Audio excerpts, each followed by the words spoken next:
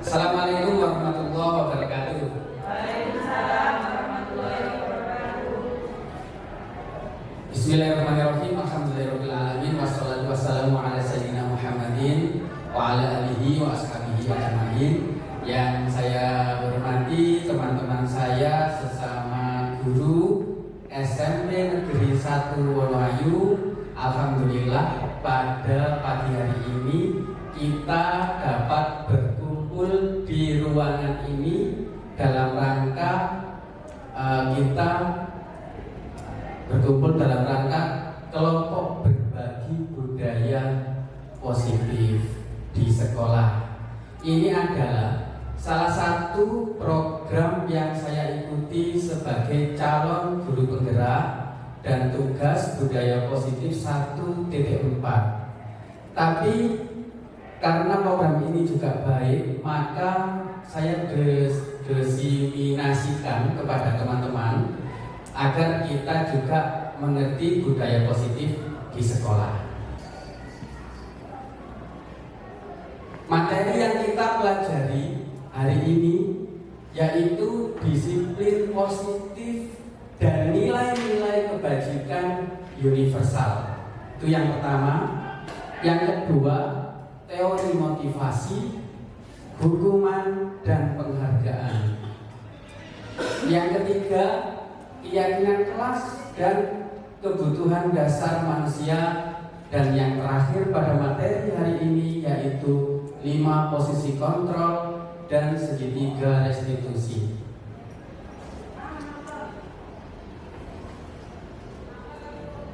Ini ada pertanyaan romantik. Mungkin teman-teman, Bapak Ibu guru, yang pertama, hukuman dapat mendisiplinkan anak. Apakah menurut Bapak Ibu atau menurut Ibu-ibu semua, apakah hukuman itu bisa mendisiplinkan anak? Bisa, oke? Kalau punya jawaban yang lebih panjang boleh ditambahkan pakai mic. Yang kedua, pemberian hukuman dengan hal positif seperti membaca atau membersihkan halaman sekolah dapat meningkatkan disiplin anak. Apakah bisa hukuman seperti itu untuk mendisiplinkan anak? Contohnya membersihkan halaman depan, membersihkan lapangan upacara. Dan yang ketiga, memberi penghargaan dapat meningkatkan motivasi belajar anak. Dikasih apa contohnya, teman-teman? Dikasih permen, dikasih nilai tambah, dikasih ini berpoin, kadang seperti itu ya. Apakah bisa meningkatkan motivasi? Bisa Bapak Ibu ya. Ketiga hal itu memang bisa mendisiplinkan anak dan bisa meningkatkan motivasi anak. Tapi masalahnya, apakah cara seperti ini itu relevan dengan filosofi Ki Hajar Dewantara? Mari kita lanjutkan.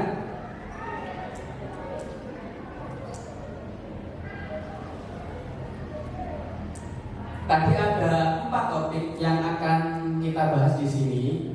Yang pertama yaitu disiplin positif dan nilai-nilai kebajikan universal.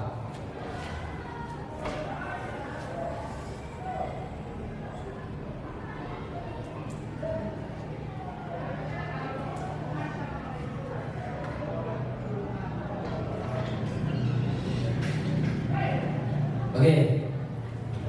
Sebelum kita lanjutkan untuk lebih dalam membahas hal ini, teman-teman tolong dibantu, marilah kita bermain cobalah buka.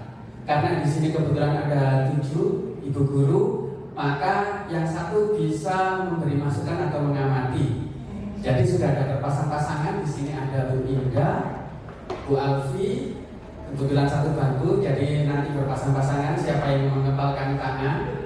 Lalu ada Bu Rida dan Bu Rosi, itu juga mengepalkan tangan. Silakan nanti siapa. Dan ada Bu Oki dan Bu Dia. Jadi caranya seperti ini Bapak Ibu. Sobeklah secara kertas kecil. Sudah bawa kertas. Nah ini sudah bawa kertas. kertas kecil, tuliskan benda atau sesuatu yang sangat berharga untuk Anda, yang sangat berharga, dan letakkan di salah satu tangan Anda dan benda atau sesuatu tersebut dengan segala daya. Buatlah kepala simpan ning wis berharga. Nah, ini teman B, ini harus ahli membujuk ini. Yang teman B itu akan coba dengan sekuat tenaga, entah nanti ya dengan berbagai cara untuk meminta Anda memberikan benda tersebut. B bisa membujuk, mengancam, nekat, kamu kasih, nanti pulang sekolah nggak traktir. Nah, apapun, mengancam, menghakimi, merayu, menyuap, dan apapun, apa saja agar dapat membuka kepala tangan Anda dan apa yang terjadi. Nah, silakan ditulis dulu.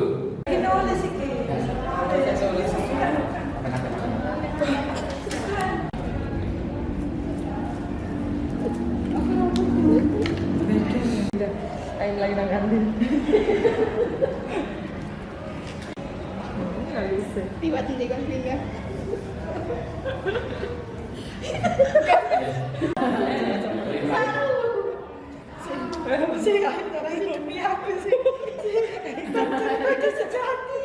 Kamu anggap berharga selamanya tidak akan berharga.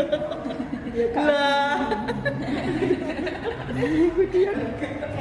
Oke, dari apa yang sudah kita mainkan barusan, yaitu cobalah buka. Tadi ada beberapa teman-teman yang tetap memuji dan tetap terbuka. Saya coba bertanya kepada yang mendengar tadi, Frida salah satunya ya, kenapa kok tetap menutup? Ada nggak alasannya, Frida? Karena membuka tidak bisa. Karena Bu Ati nggak bisa membuka, akhirnya tetap tertutup. Kurang sekuat tenaga. Oke, karena masih baru, masih kecil. Silakan tadi yang menggenggam Bu Rosi ya. Bu Rosi, kira-kira apa inti dari permainan ini? Kenapa Bu Rosi tetap menggenggam? Jadi apapun yang sangat berharga di dalam diri kita maupun sekeliling kita sebisa mungkin sekeras mungkin sekuat tenaga kita untuk melindungi apa yang paling berharga di hidup kita. Dan tidak boleh memaksa bagi orang sekitar ya. Ya, siapapun sekuat tenaga. Kalau tadi ini ada yang Budia yang menggenggam tadi, kenapa sampai terbuka atau ada ancaman dan pembunuhan misalnya? Kalau ancaman sepertinya tidak, Pak. Tapi sepertinya tadi saya dihipnotis oleh Bu Oki, sehingga genggaman saya itu terbuka. Akhirnya ternyata Bu Oki ini punya keahlian untuk menghipnotis temannya dan berhasil membuka itu. Terima kasih teman-teman, saya kira ini asik sekali. Jadi inti dari permainan cobalah buka ini ketika saya simpulkan bahwa apapun itu yang bisa kita lindungi sekuat tenaga harus tetap dilindungi. Tapi kesimpulan atau intisari dari permainan ini adalah yang menentukan kapan kita buka dan kapan kita tutup adalah kita sendiri. Jadi kita masuk pada paradigma kontrol.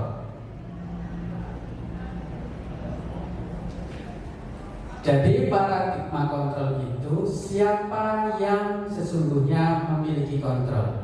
Teori stimulus respon oleh Ivan P. Pavlov. Ini orang luar tentunya. Jadi kita mencoba mengubah orang agar berpandangan sama dengan kita. Lalu teori kontrol pilihan Dr. William Glasser, kita berusaha memahami pandangan orang lain tentang dunia. Perilaku buruk dilihat sebagai suatu kesalahan. Jadi kalau guru kadang ada anak telat itu sudah dianggap kamu salah, kamu seperti ini. Tapi kalau Dr. William Glasser, semua perilaku memiliki tujuan. Orang lain bisa mengontrol saya, tapi Dr. William, hanya Anda yang bisa mengontrol diri Anda. Jadi nanti kita ada di posisi yang kanan. Saya bisa mengontrol orang lain, kolaborasi dan maaf, Anda tidak bisa mengontrol orang lain, kata Dr. William Glasser. Pemaksaan ada pada saat bujukan gagal. Ketika dibujuk nggak bisa, maka pemaksaan. Seperti orang yang sedang apa itu? Nah, kayak orang yang jambret itu kan pemaksaan. Nggak bisa diambil jambret. Nah, itu. Seperti kalau di kelas bagaimana pemaksaan itu contohnya? Ya seperti anak-anak yang kita kasih tugas yang notabene mereka tidak suka, itu pokoknya harus selesai. Itu juga namanya pemaksaan pada pendidikan paradigma baru. Model berpikir menang atau kalah. Tadi sama Dr. William Glasser model berpikir menang. Guru yang menang, anak-anak juga menang.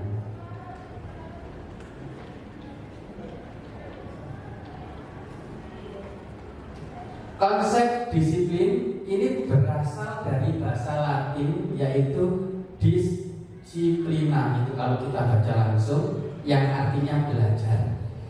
Makna asal dari kata ini berkonotasi dengan disiplin diri dari murid-murid Socrates dan Plato. Selalu adalah mereka adalah orang-orang luar negeri.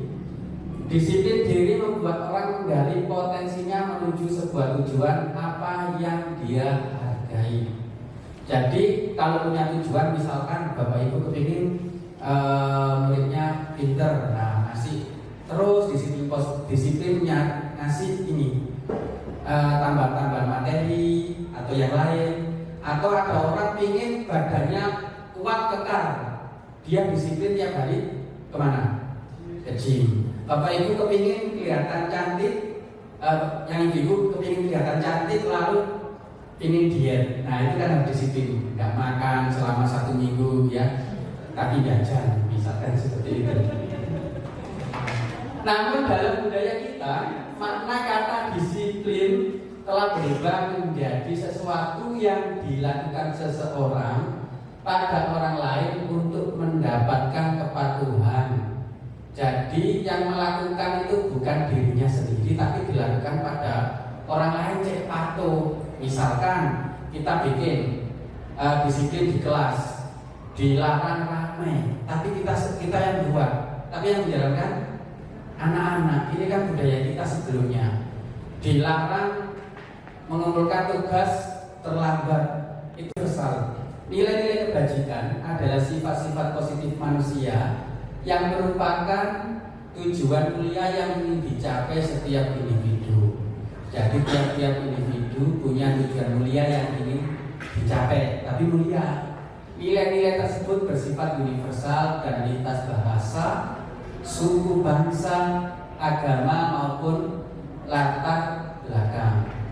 Ada teori dari Dr. William Glasser, setiap perilaku atau perbuatan memiliki suatu tujuan. Kira-kira teman-teman guru punya nggak tujuan? Sebutkan, bisa nggak jelaskan salah satu contoh? Bisa jawab, saya punya pertanyaan seperti ini. Bapak Ibu berangkat ke sekolah, ini tujuannya apa? Ini kan coba salah satu aja ke semua. Mungkin Bapak Ibu ada yang mengangkat tangan. Jadi tujuannya misalkan untuk bekerja dan lain-lain. Mungkin Bu siapa ini? Bu Dia.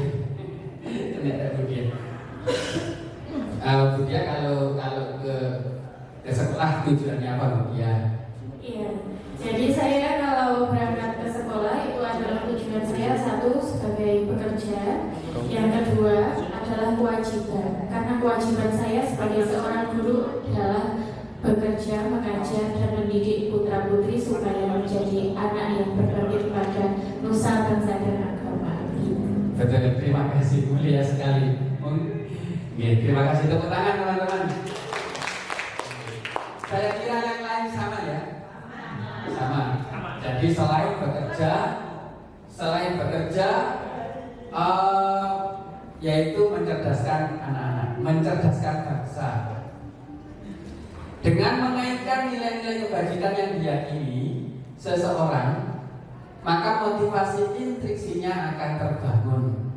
Intrinsik itu motivasi dari dalam, intrinsik ya, akan terbangun sehingga menggerakkan motivasi dari dalam untuk dapat mencapai tujuan mulia yang diinginkan. Kalau teman-teman seperti yang tadi diutarakan sama Budia bahwa ingin mencerdaskan anak bangsa dan bekerja, pasti berangkat. Kalau nggak berangkat, untuk anak-anak nggak cerdas, gitu ya.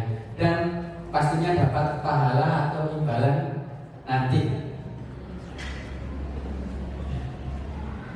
Nilai-nilai kebajikan universal, karena kita sudah merupakan sekolah penggerak, jadi alhamdulillah ini sudah kita ketahui lebih dahulu.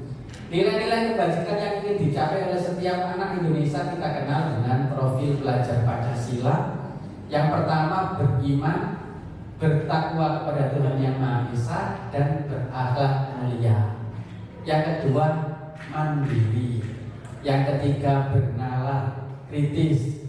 Yang keempat, berkebinekaan global. Kelima, bergotong royong. Dan yang keenam adalah kreatif. Krit itu berarti bisa menciptakan. Itu adalah teori kontrol. Yang kedua dari 4 teori yang akan kita bahas di sini, yaitu teori motivasi, hukuman, penghargaan, dan restitusi. Teori motivasi dari Brian Gosen mengemukakan bahwa menyatakan ada 3 motivasi perilaku manusia. Ada 3 motivasinya, ya, beda-beda. Makanya kalau tujuannya ke sekolah motivasinya apa? Tujuannya kenapa motivasinya apa? Yang pertama, untuk menghindari ketidaknyamanan atau hukuman. Apa yang akan terjadi apabila saya tidak melakukannya? Ini masih motivasi eksternal. Contohnya anak-anak kalau pagi ada yang datangnya buru-buru. Anak datangnya buru-buru. Alasannya supaya saya tidak berdiri di pintu gerbang. Ini masih motivasi apa? Eksternal. Anak yang seperti itu. Lalu untuk mendapatkan imbalan dari orang lain atau institusi, apa yang akan saya dapatkan apabila saya melakukannya? Ini tipe anak atau siswa yang dalam tanda kutip ini cari penghasilan atau cari penghargaan. Misalkan tadi kita ngasih penghargaan kepada anak yang dapat meningkatkan motivasi. Ternyata di sini itu masih motivasi eksternal. Untuk aku berhasil dikasih brosi permen, itu masih eksternal. Aku berhasil dikasih bintang, ditempel di kelas, itu juga masih motivasi eksternal. Nanti kalau aku berhasil, untuk nilainya akan baik-baik atau bagus-bagus. Itu juga masih motivasi eksternal. Jadi ini kurang tepat. Ini pengalaman saya Bapak Ibu, selama mengajar berapa tahun ini, saya selalu mengasih bintang, tapi dalam bentuk virtual. Itu ketika absensi selalu muncul bintangnya. Maka anak yang bintangnya banyak itu dia semakin pede. Tapi ternyata penghargaan ke satu anak itu berimbas kepada hukuman kepada anak yang selain mendapat penghargaan.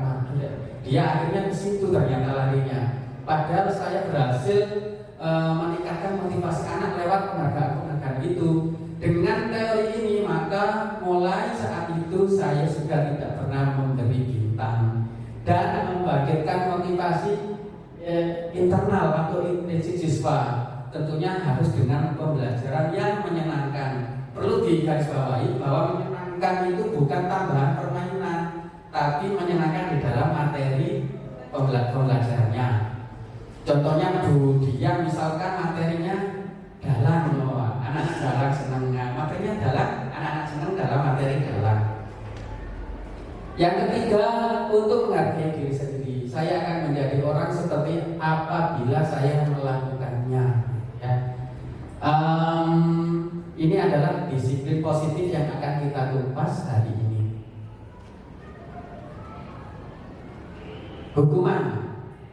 nanti ada perbedaan antara hukuman dan yang lain dalam menjalankan peraturan ataupun keyakinan kelas atau sekolah. Bila mana ada suatu pelanggaran, tentunya sesuatu harus terjadi.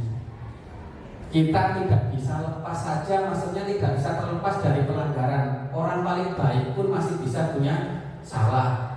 Tiap hari yang tidak pernah terlambat, suatu hari pernah terlambat. Jadi pelanggaran itu tidak bisa dihindari. Untuk itu kita perlu meninjau ulang tindakan penegakan peraturan atau keyakinan kelas atau sekolah kita selama ini. Tindakan terhadap suatu pelanggaran pada umumnya berbentuk hukuman atau konsekuensi. Jadi perlu dipahami Bapak Ibu, jangan sampai anak-anak ini merasa terhukum. Jadi merasa bahwa anak-anak ini adalah ini konsekuensi kalau saya telat, kalau saya nggak mengerjakan tugas, kalau saya rame di kelas. Itu lebih mereka sadari dan mereka tidak akan membenci ibu-ibu gurunya, tidak akan dibenci karena alasan itu. Sekarang penghargaan berlaku sama dengan hukuman. Tadi ada dua ya. Dalam arti meminta atau membujuk seseorang melakukan sesuatu untuk memenuhi suatu tujuan tertentu dari orang yang meminta atau membujuk.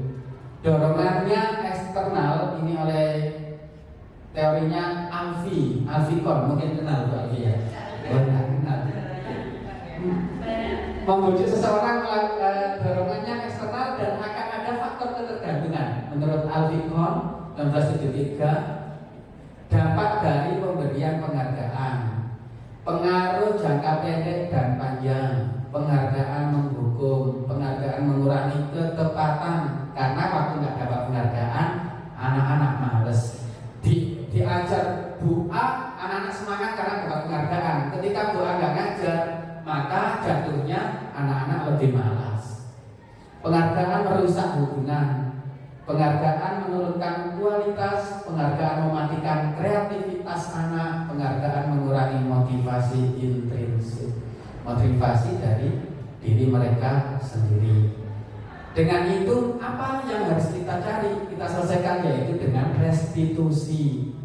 Apa bedanya? Restitusi adalah proses menciptakan kondisi bagi murid untuk memperbaiki kesalahan mereka. Jadi murid-murid itu ditanya gini, "Wes, saiki solusinya ya apa? Sekarang solusinya bagaimana?" Itu mereka akan menawarkan beberapa ide untuk mencari kesepakatan apa yang konsekuensinya, apa yang harus mereka lakukan, sehingga mereka bisa kembali pada kelompok mereka dengan karakter yang lebih kuat.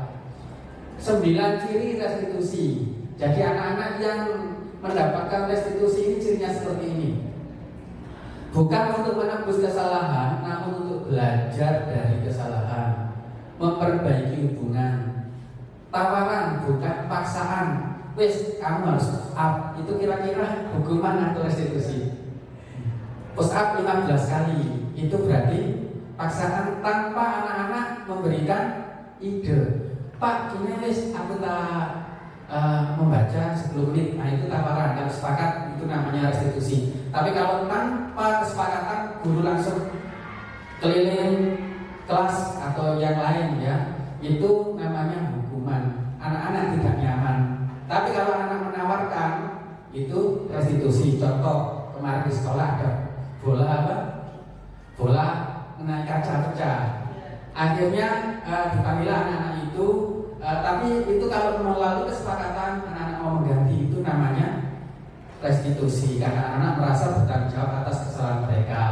Lalu kaca kelas pecah, misalkan di kelasnya Budia itu, ada anak yang bertanggung jawab menggantinya. Itu adalah restitusi, ditawar, kamu ganti kacanya, mau berikan lemari baru atau seperti itu ya. Ternyata anak-anak sepakat ganti kaca.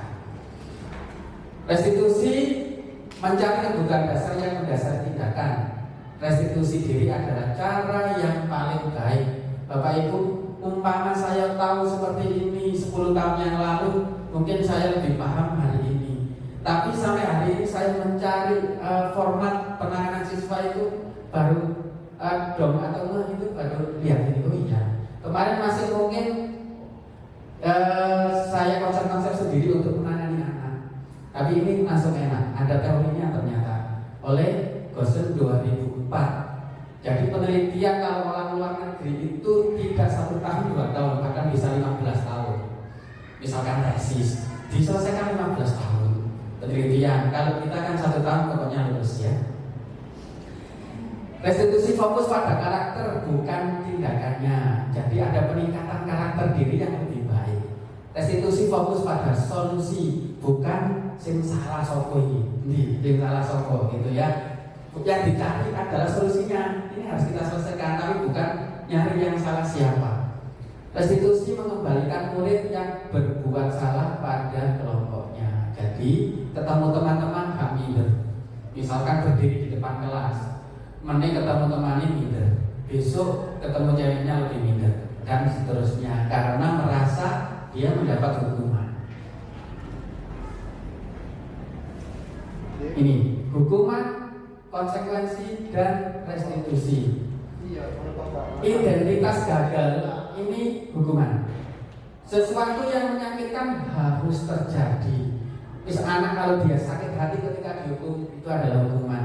Tidak nyaman untuk murid atau anak untuk jangka waktu yang panjang. Murid eling.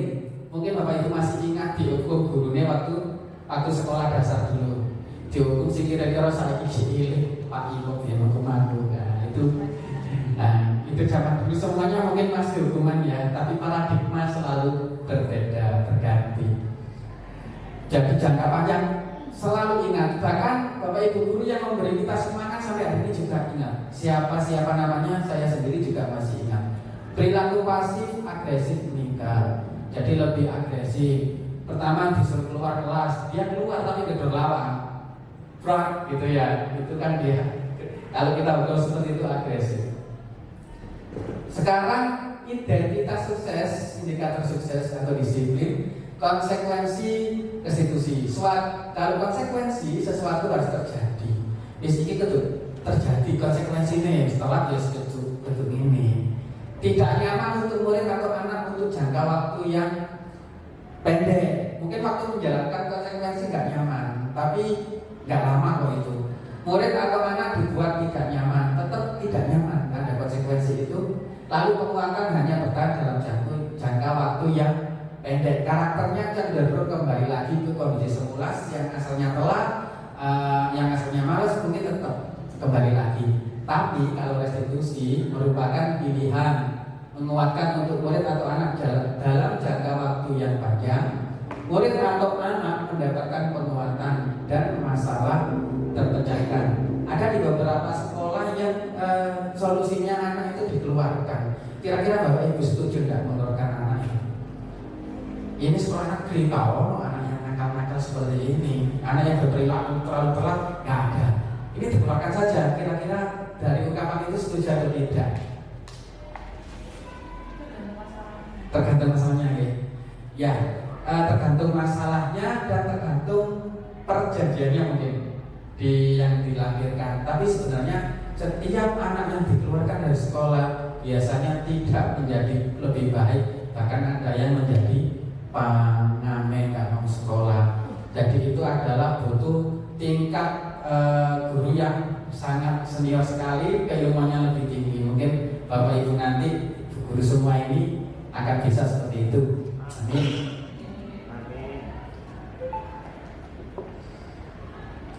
Ini lanjutannya, identitas gagal itu sistem tidak akan berjalan bila murid tidak takut. Sistem tidak akan berjalan bila murid tidak takut. Murid atau anak membenci peraturan, wis kena ini, itu wis pasti. Di depan kita nunduk-nunduk ciri-cirinya ya, nunduk-nunduk. Ya Bu, ya Pak, gitu ya. Tapi di kelas dibahas ya. Itu mungkin anak-anak, mungkin teman-teman guru tahu ya, ada anak-anak yang memanggil di warga sekolah kita, misalkan ada panggilan Deki atau yang lain, itu kan ada. Itu apa? Itu inisial bahwa ada yang mereka benci, ada yang merasa terhukum. Anak-anak akhirnya kita dipanggil seperti itu, tapi bukan guru, alhamdulillah. Lalu dibuat guru, karena ini kita dalam pembelajaran, maka yang membuat itu guru. Sekali lagi, kalau yang buat itu guru kepada murid, berarti itu bukan bukan konsekuensi atau restitusi, karena harus kesepakatan kalau restitusi. Konsekuensi memerlukan monitoring dan supervisi terus-menerus, karena tadi jangka waktunya pendek, jadi terus-terus dimonitor. Murid atau anak menghormati peraturan, murid atau anak belajar taat peraturan dibuat oleh guru, murid atau anak. Jadi dibuat berdua, ada konsekuensi. Tapi ini masih ada hal yang merasa tidak nyaman kalau konsekuensi itu. Terakhir, restitusi, murid belajar bertanggung jawab untuk perilakunya.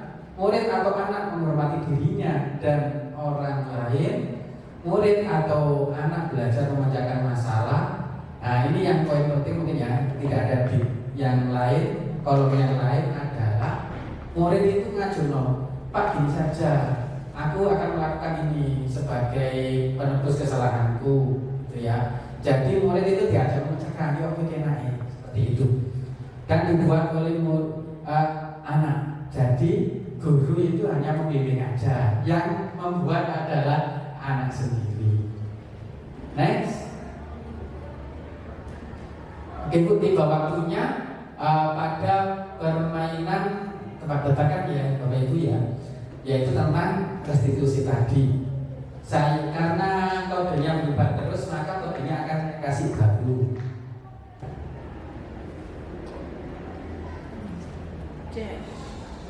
Oke, saya kodenya ini mungkin dimulai dulu atau gimana? Kodenya dimasukkan. Oh belum, nunggu itu jumlahnya masih 0. Nunggu sampai dulu.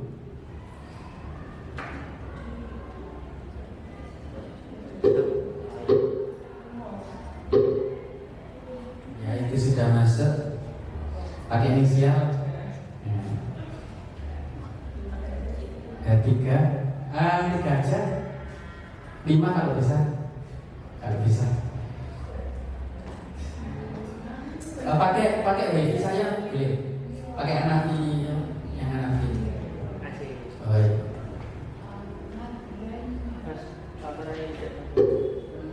Oke, 4. Yang kamu berapa? Google kamu ya? Hanafi? Oke.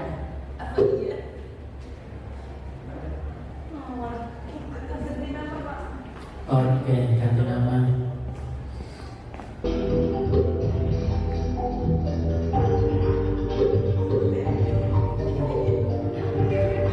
Suaranya berbeda.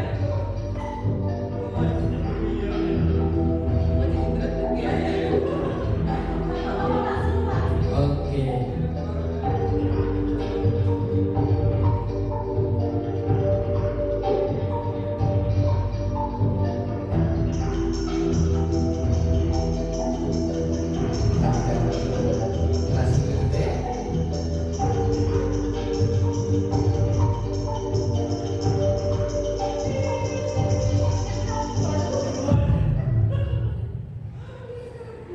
Oke, lanjut.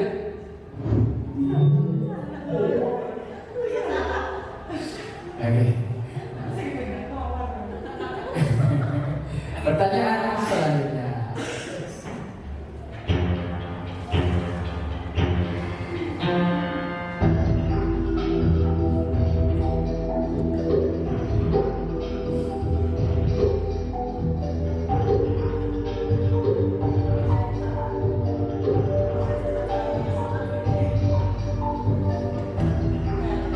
Mari memiliki lapangan basket lokal negara terlambat hadir di sekolah.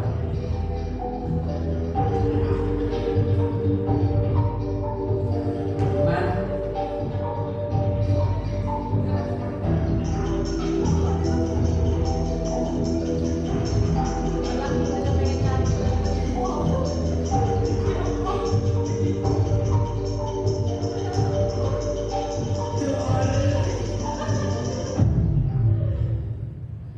seret.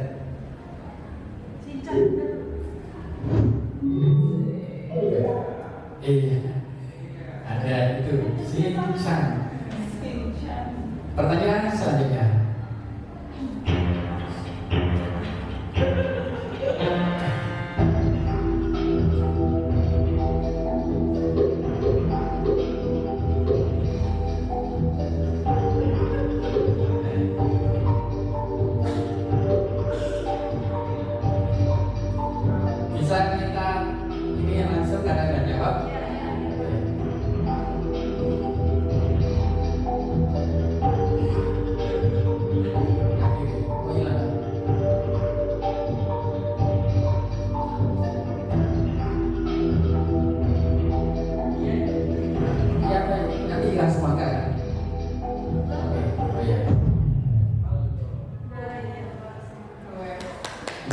Pertanyaan selanjutnya. Oh, apa ya? Selanjutnya.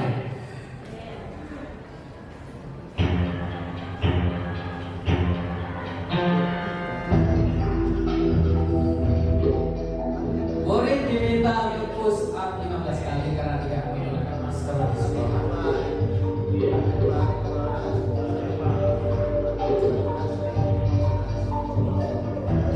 Oke, sudah full.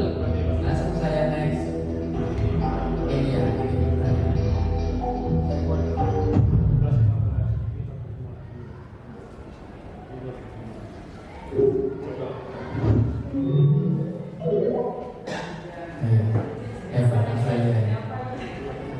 Pertanyaan selanjutnya.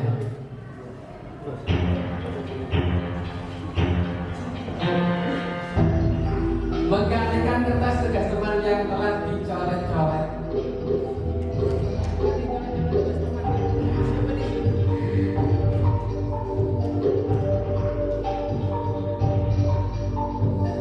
Oh ya, langsung saya akhiri.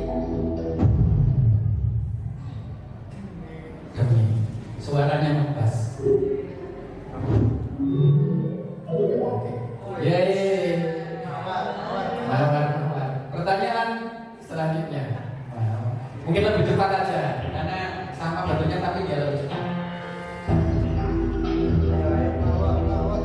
Berjumpa di lapangan basket pukul 12-nya karena mengobrol dengan teman.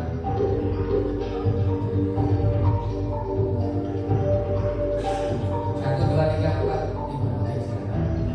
Next.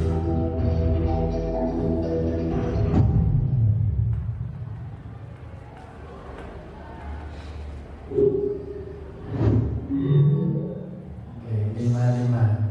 Lawan bertanya terus. Pertanyaan selanjutnya.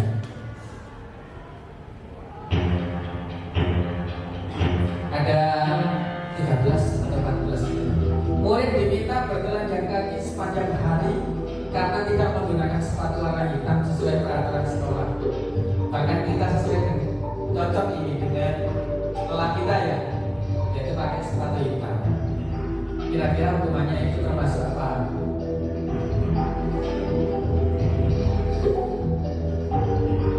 Apa hal yang sudah kita lakukan betul kalau anak-anak bertelanjang kaki? 1, 2, 3, 4, 5 ya. Oh ya.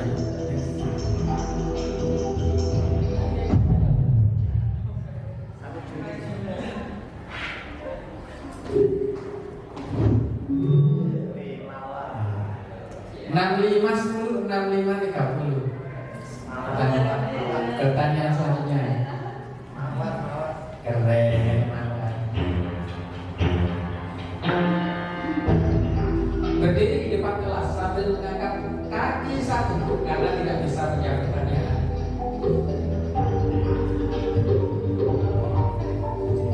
Ayo kata pendengar yang akan sekeliling, gitu ya. Next.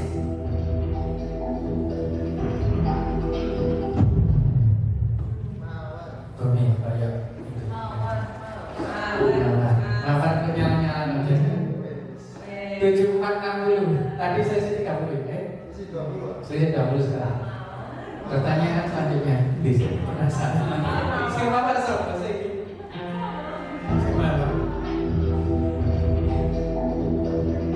Membersihkan tumpahan air karena tidak sengaja tersenggol pada saat belajar.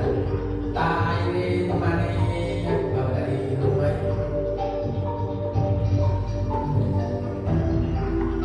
Oh sudah.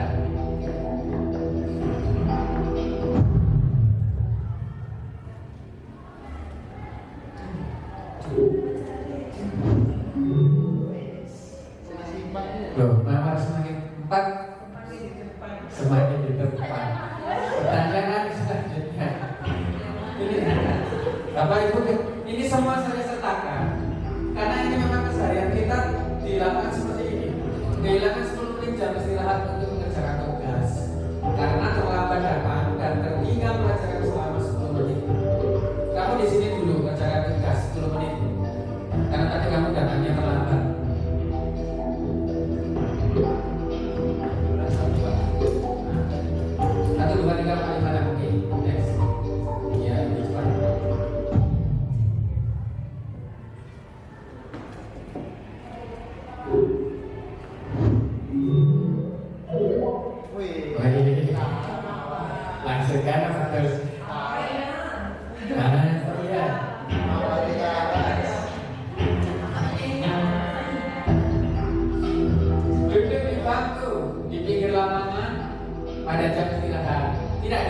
bermain oleh berpikir, kamu jangan istirahat dulu, karena kamu mencederai teman saat bermain di lapangan.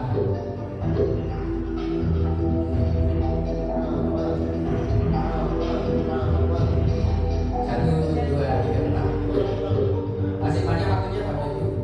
Next, lanjutkan Anda selesai dari 6 peserta.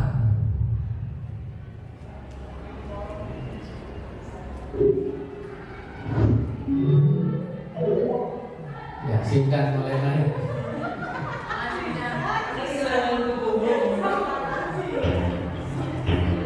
Ini ada 13, pertanyaan nomor berapa? Oke. Terlambat hadir di pembelajaran daring 15 menit dan diminta untuk tinggal 15 menit sesudah kelas selesai untuk membahas ketertinggalan pembelajaran yang 15 menit tadi.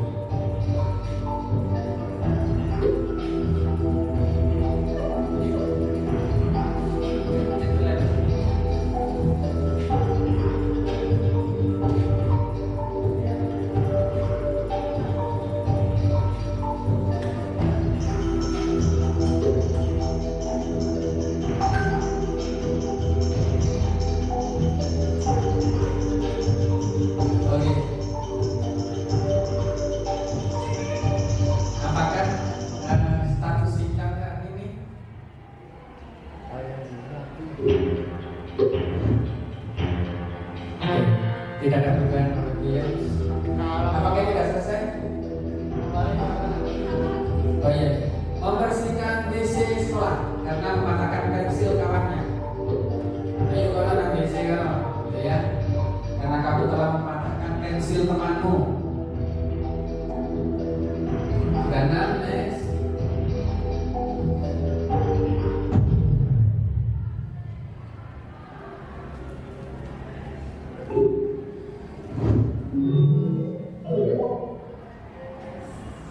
Tiba-tiba mawar kok.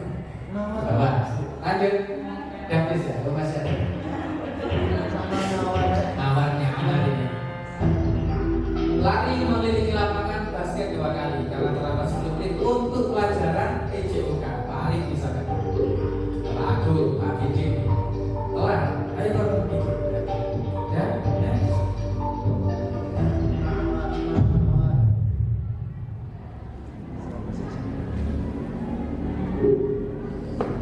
Terakhir ya, udah salah ya. Oke. Mawar logo. Ini pertanyaan terakhir, apakah Anda mengikuti kuis? Ya. Iya nih. Iya. Anda ternyata. Oke. Apa ya? Tepuk tangan untuk apa ya? Terima kasih Bapak Ibu. Mungkin bedanya hanya seperti ini. Kalau tadi ada pertanyaan EJOK, itu termasuk konsekuensi karena itu mata pelajarannya ada hubungannya. Yang membersihkan WC lagi minum ya Bapak ya, yang membersihkan WC tapi kasusnya adalah mematahkan apa? Pensil. Jadi itu hukuman, harusnya apa konsekuensinya? Mengembalikan ya pensil yang baru atau yang lain menggantinya. Harus ada hubungannya, itu intinya. Harus ada hubungannya, tapi konsekuensi ini kadang masih ada rasa ketidaknyamanan pada anak. Maka kita lanjutkan setelahnya. Teman-teman apakah istirahat dulu, kita langsung selesai? Langsung aja ya, kita itu.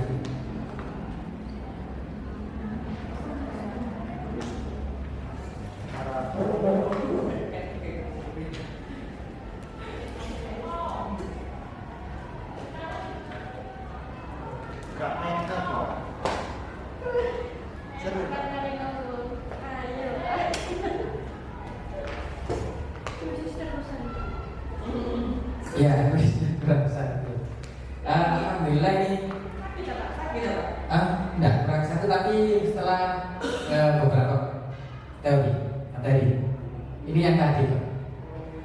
Topik yang ketiga, kita sudah setengah jalan. Keyakinan kelas dan kebutuhan dasar manusia. Nanti saya akan tanya mungkin ke Bapak Ibu, mengapa keyakinan kelas tidak peraturan kelas saja. Istilah hukum maneh keyakinan, apa enggak peraturan lain? Mengapa kita memiliki peraturan harus menggunakan helm bila mengendarai kendaraan roda 2? Boleh enggak misalkan saya minta satu teman untuk menjawab salah satu alasan. Yang kedua, mengapa kita memiliki peraturan 3M? Menggunakan masker, mencuci tangan, dan menjaga jarak 1,5 meter. Dan yang ketiga, mengapa kita harus datang tepat waktu saat mengikuti pelatihan? Mungkin salah satu Bu Alfi, Bu Indah, Bu Rosi, Bu Oki atau Bu Rida. Salah satu tadi Bu Dia sudah. Salah satu aja, 1-2 kata. Kenapa kita harus menggunakan helm? Boleh. Kenapa kita harus 3M? Kenapa kita harus datang tepat waktu? Ini alasan klasik aja kan? Coba pilih salah satu.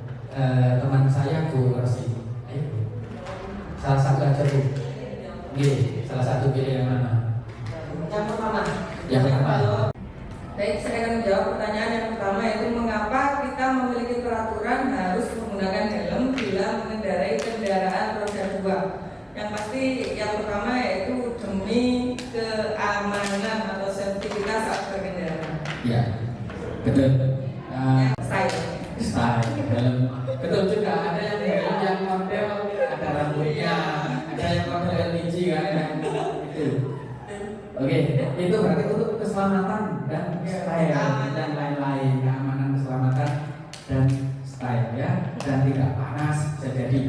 Oke, mungkin Saya akan menjawab pertanyaan mengapa kita memiliki peraturan 3M, menggunakan masker, mencuci tangan, dan menjaga jarak 1,5 meter. Karena kita harus menjaga kesehatan kita agar terhindar dari segala penyakit. keren sekali. Tangan sama Bu Rina dan Bu Rosi ya. Oke, terima kasih. Jawaban yang sangat bagus sekali, bantuan dari teman-teman sekalian. Ini saya lanjutkan, yaitu slide berikutnya. Pengalaman penerapan di kelas. Kalau peraturan hadir 10 menit sebelum pembelajaran dimulai, ini aturannya kan gitu biasanya. Ini biasanya keyakinan kelasnya itu menghormati orang lain, biar kali. Nah ini biar menghormati orang lain. Kondisi kelas rapi dan bersih sebelum pembelajaran dimulai. Ini keyakinan kelasnya atau hubungannya kenapa kok harus rapi bersih, biar nyaman, biar sehat. Itu keyakinannya. Mengumpulkan tugas tepat waktu. Keyakinan kelasnya itu punya komitmen. Dan mengembalikan barang pada tempatnya adalah tanggung jawab. Kita bayangkan, misalkan ada lagi kan membuang sampah pada tempatnya, itu termasuk tanggung jawab juga.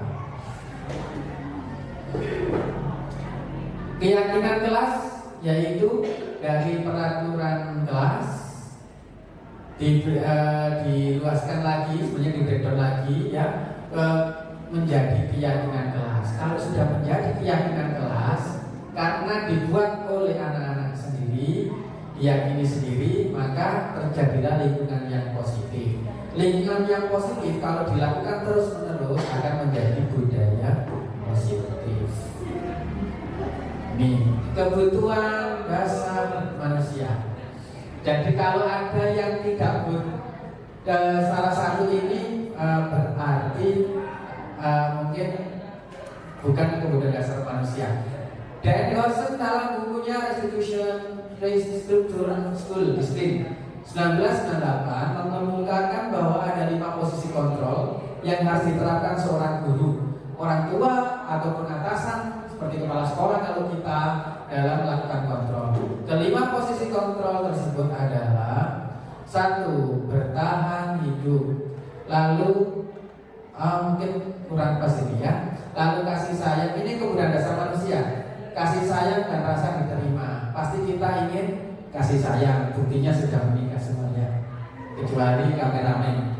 Lalu penguasaan, ingin menguasai, ingin punya itu, punya ini itu adalah dasar penguasaan. Tapi kalau di murid bagaimana prakteknya nanti? Jadi murid harus merasa ini. merasa punya ini, belajar itu senang, menguasai, merasa bebas dan seterusnya. Topik terakhir 5 posisi kontrol dan segitiga restitusi. 5 posisi kontrol.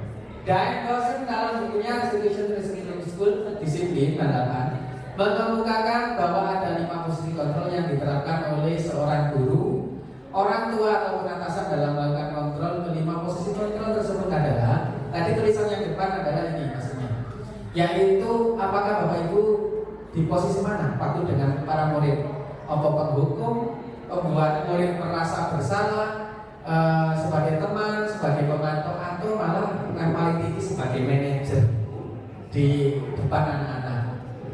Perbedaannya adalah, ini ada video yang mungkin bisa kita cermati bersama.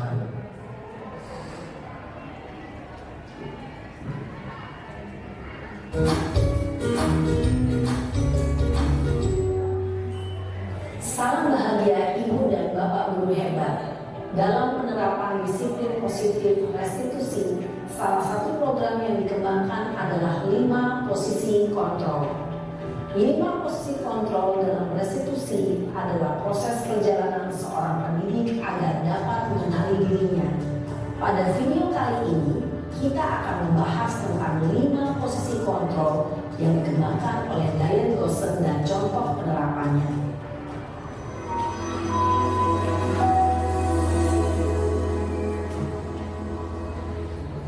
5 posisi kontrol itu adalah 1. Posisi penghukum, 2. Posisi pembuat merasa bersalah, 3. Posisi teman, 4. Posisi pemantau atau monitor, dan 5. Posisi manajer. Untuk lebih memahami kelima posisi tersebut, mari kita saksikan kasus Naren yang terlambat hadir 20 menit di sekolah dan melihat bagaimana kelima posisi kontrol dalam menghadapi masalah tersebut.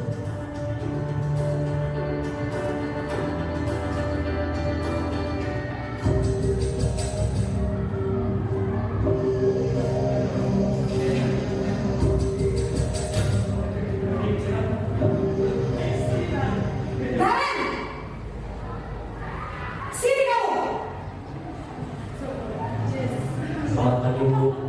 Selalu terlambat. Kamu deh, pasti terlambat. Maaf Bu, saya Apa? Apa coba? Alasan kamu apa lagi? Kapan sih kamu tidak terlambat? Malas sekali ya kamu jadi anak. saya Dasar pemalas. Gak kapok-kapok sih kamu. Sudah berapa kali terlambat? Sana, kamu keliling lapangan basket 2 kali. kenapa saya harus keliling lapangan basket Bu? Kenapa? Kamu melawan ibu. Berani-beraninya jawab. Sudah terlambat, masih berani jawab pula. Sekarang, keliling lapangan basket 5 kali sekalian. Biar kapok. Cepat. Pergi sana ke lapangan basket. Posisi penghukum biasanya berbicara dengan nada tinggi, menghardik, menunjuk-nunjuk, menyakiti, dan menyindir. Hukuman bisa berupa fisik maupun psikis. Ibu dan Bapak Guru hebat, dampak yang terjadi pada murid ketika guru berada pada posisi penghukum adalah murid cenderung akan memberontak, bahkan menyimpan dendam.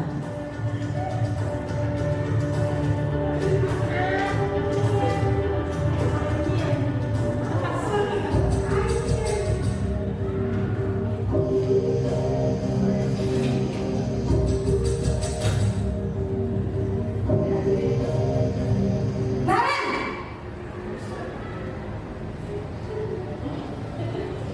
Selamat pagi Bu. Naren!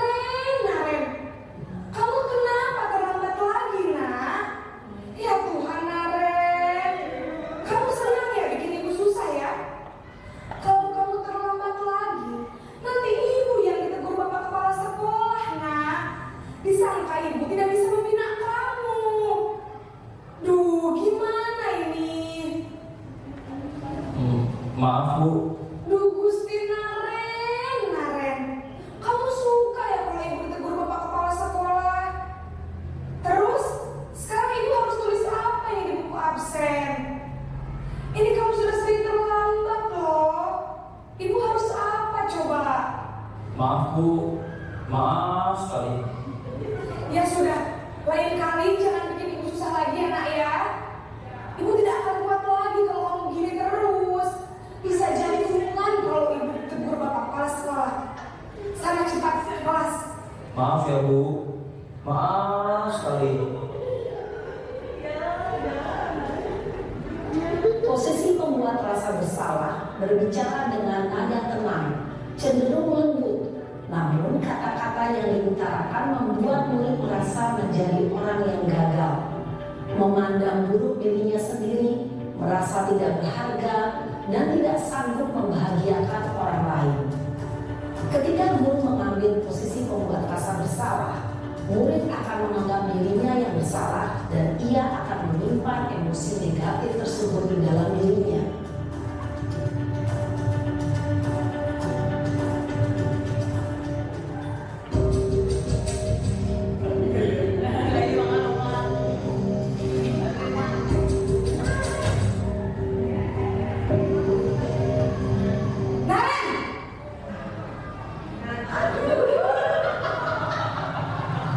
Selamat pagi Bu. Wah, sudah jam berapa ini nak? Terlambat lagi ya sayang. Iya Bu. Habis ibu saya lupa bangunkan saya Bu. Kamu malah menyalahkan ibu kamu. Kamu bukannya anak yang larinya paling kencang. Kok terlambat sih? Iya Bu.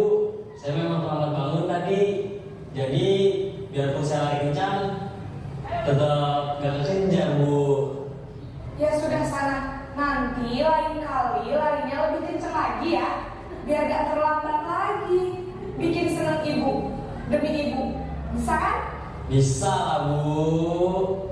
Ya sudah sana masuk kelas. Ibu beresin urusan absen kamu. Kamu ini ada saja. Dalam posisi teman, guru berbicara dengan nada suara ramah, akrab, cenderung bersenda gurau untuk menjaga suasana tetap santai. Murid akan merasa senang, aman, dan akrab dengan guru. Identitas yang tercipta adalah identitas sukses atau berhasil. Namun, perlu diingat, karena ini masih dorongan eksternal, maka ada faktor ketergantungan dari murid kepada orang tertentu. Di sini guru absennya, sehingga di lain waktu murid bisa berperilaku baik, namun hanya kepada orang-orang tertentu saja.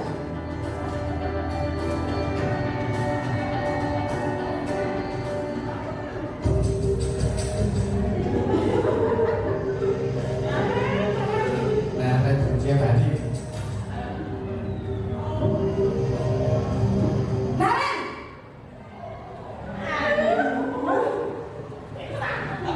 Selamat pagi Bu. Naren, apa peraturan sekolah kita tentang jam berapa kita harus masuk sekolah, nak? Kita harus di sekolah jam 7 Bu. Iya betul, sekarang sudah jam 7.20. Naren sudah tahu konsekuensinya jika terlambat hadir. Paham Bu. Saya harus tinggal kelas pas jam istirahat selama 20 menit. Iya benar, konsekuensinya demikian. Jadi nanti jam 9.30 pas istirahat, kamu harus tinggal di kelas, kerjakan tugas tambahan untuk ketertinggalan kamu, ya? Baik Bu. Posisi pemantau mengandalkan penghitungan atau data untuk mengontrol murid. Guru mengarahkan murid berdasarkan peraturan dan konsekuensi. Seorang pemantau menunjukkan bahasa tubuh dan ekspresi wajah yang datar dan cenderung formal.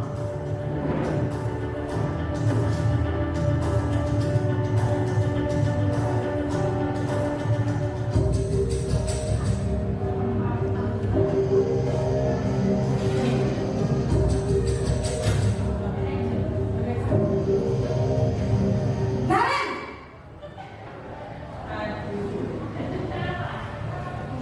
Selamat pagi Bu. Selamat pagi Naren. Maaf Bu, saya terlambat. Iya, sekolah masuknya jam 7, sekarang sudah jam 7.20. Jadi sekarang bagaimana ini Naren? Maaf Bu, saya lupa setel alarm saya semalam. Baiklah, menurut kamu, keyakinan sekolah yang mana yang perlu kamu tingkatkan? diri sendiri dan orang lain mungkin ya Bu. Setuju. Jadi, apakah Naren meyakini prinsip saling menghormati tersebut? Iya Bu, saya meyakininya. Apakah Naren bersedia memperbaiki masalah keterlambatan ini?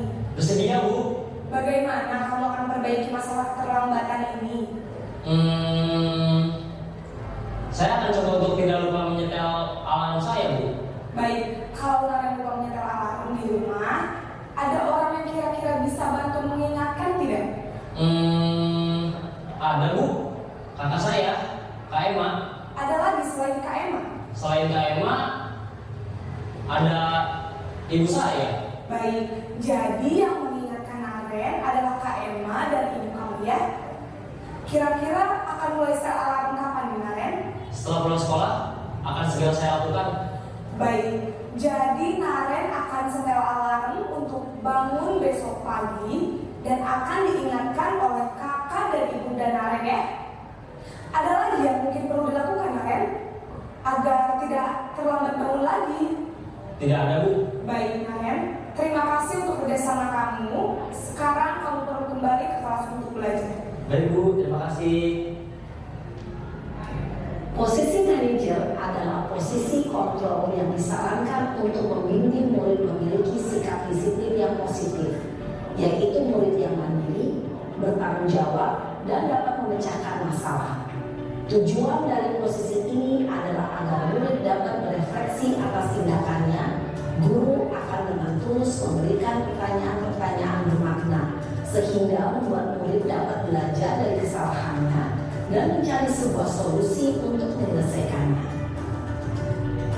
Ibu dan Bapak guru hebat, setelah mengamati adegan kelima posisi kontrol tadi, kira-kira posisi mana yang paling ideal? Posisi mana yang dapat menunjang motivasi intrinsik murid? Ya, tentu posisi manajer. Posisi ini memang posisi ideal yang ingin dituju setiap pendidik. Pada posisi inilah, guru dapat menerapkan disiplin positif yang berpihak pada murid, yang memerdekakan murid. Perjalanan seorang pendidik tentunya tidak mudah untuk sampai pada posisi seorang manajer. Namun, tujuan kita pasti, yaitu menciptakan murid-murid yang mandiri, merdeka, dan bertanggung jawab. Semoga penggambaran 5 posisi kontrol yang telah diperlihatkan ini dapat menjadi ajang refleksi bagi kita semua, agar dapat terus mengasah dan menerapkan disiplin positif yang memerdekakan murid. Mari terus berlatih dan bersemangat. Selamat menerapkan. Salam dan bahagia Ibu dan Bapak guru hebat.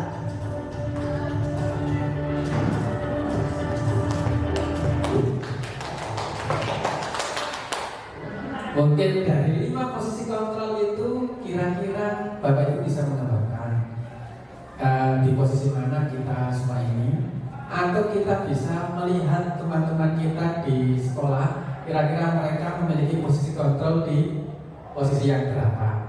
Tapi yang paling bagus adalah sebagai manajer. Tapi dari video tadi ada sedikit mungkin Bapak Ibu setuju bahwa saat peneguran ini mungkin tidak diedit, maksudnya sama dengan yang 1, 2, 3, 4, 5. Jadi tetap sama-sama kerasnya meskipun sebagai manajer, sebagai itu. Tapi seharusnya kan manajer cara kerja beda. Negur manggilnya tadi yang siapa? Naren gitu ya, sama-sama keras. Biasanya kalau manajer atau teman kan punya nada yang berbeda intonasinya.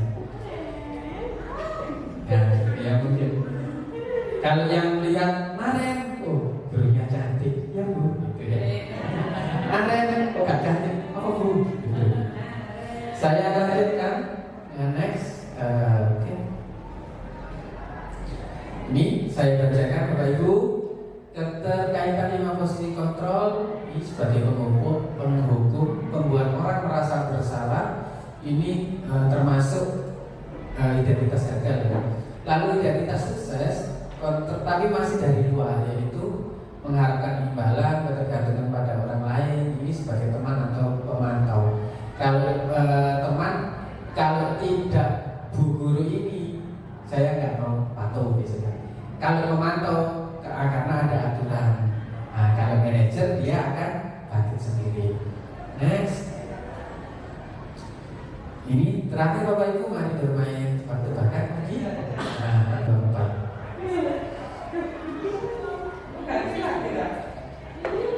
Ya, karena ini yang posisi kontrol. Yang tadi adalah benar salah.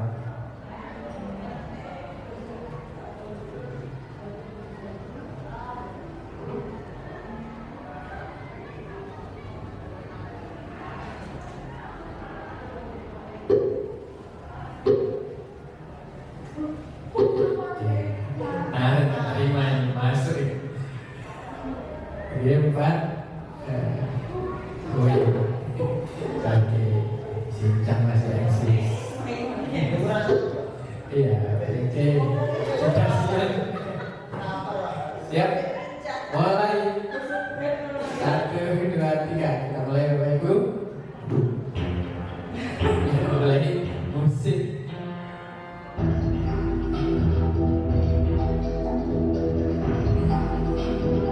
Saya kecewa sekali dengan Bapak. 1, 2, 3, 4, 5, 6, 7. Next.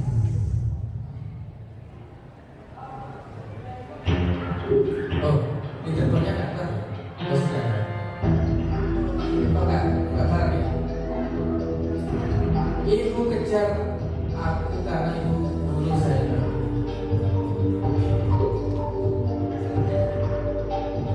Yang dikejar-kejar sama gurunya.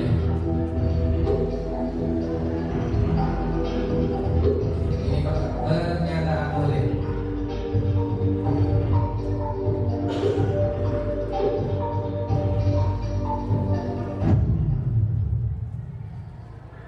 Pertanyaan selanjutnya itu pengalaman aja. Aku hebat kan, bisa bikin ibu bicara.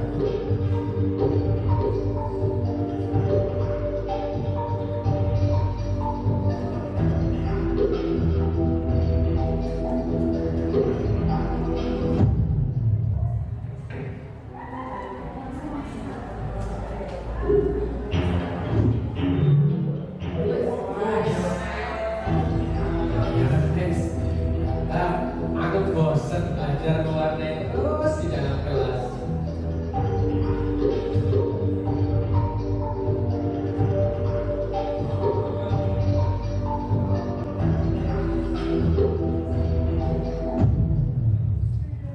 Sudah selanjutnya atau oh ya terakhir ya. Oke, mayones yang berhasil silakan mayones. Oke, Rica dari nomor berapa?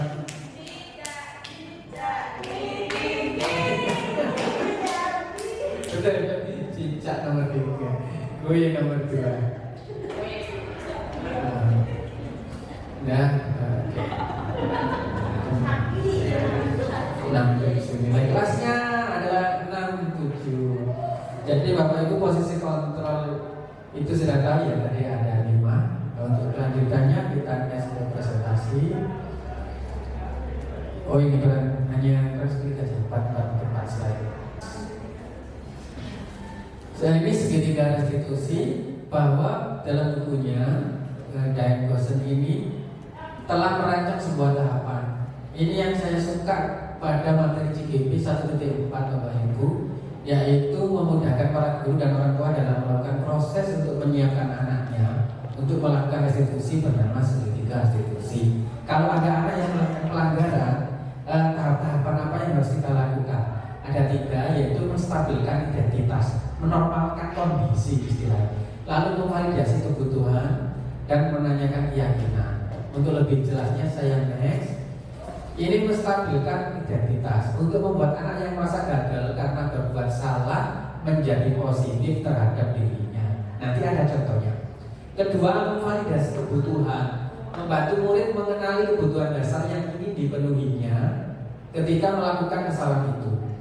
Dan yang ketiga, menanyakan keyakinan. Ada 3 tahapan. Dan yang terakhir, anak melihat kesalahannya dihubungkan dengan norma sosial dan nilai-nilai yang mendasari manusia berinteraksi dengan orang lain. Next ya. Jadi kalau ada anak yang melakukan kesalahan, langkah pertama yaitu menstabilkan identitas. Beberapa contohnya seperti ini. Berbuat salah itu hal yang manusiawi. Jadi anak telat misalkan, oh iya anak telat itu ya sudah manusiawi. Tidak semua orang itu terus bisa itu ya. Tidak ada manusia yang sempurna. Bapak ibu juga buat salah. Oh salah dulu saya juga pernah terlambat gitu ya. Kita pasti bisa menyelesaikan permasalahan ini. Bapak atau ibu tidak tertarik untuk mencari tahu siapa yang benar, siapa yang salah. Bapak ibu lebih tertarik untuk menyelesaikan masalah. Lalu kalau kamu menyalahkan dirimu sendiri terus menerus, apakah kamu bersikap baik pada dirimu sendiri gitu ya? Jadi kalau dikasih kata-kata seperti ini biasanya kondisi menjadi netral. Anak sudah wah gak minder, gak merasa paling bersalah. Selanjutnya setelah itu kasih apa? Yang kedua yaitu memvalidasi kebutuhan. Kamu bisa saja kan melakukan hal yang lebih buruk, tapi kamu tidak melakukannya kan? Kamu pasti punya alasan mengapa melakukannya. Contohnya, kamu alasannya apa?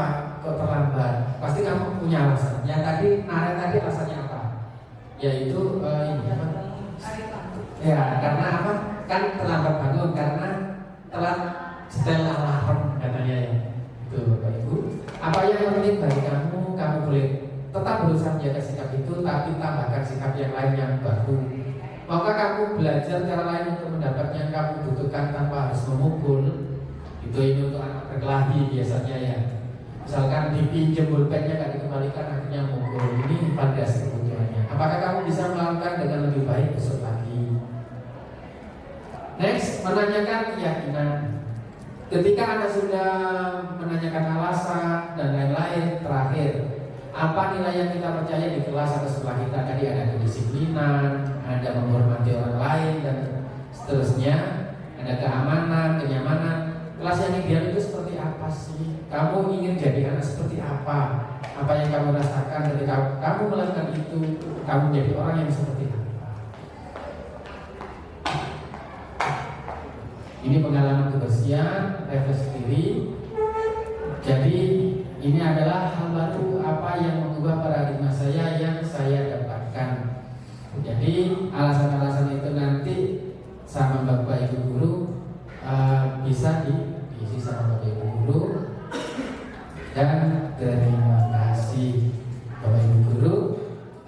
Untuk mengakhiri ini, marilah kita membaca doa bersama-sama atau membaca alhamdulillah bersama-sama. Alhamdulillahirabbil alamin. Terima kasih atas perhatiannya. Mohon maaf apabila ada salah kata. Saya akhiri. Assalamualaikum warahmatullahi wabarakatuh. Waalaikumsalam. Tetap bersama.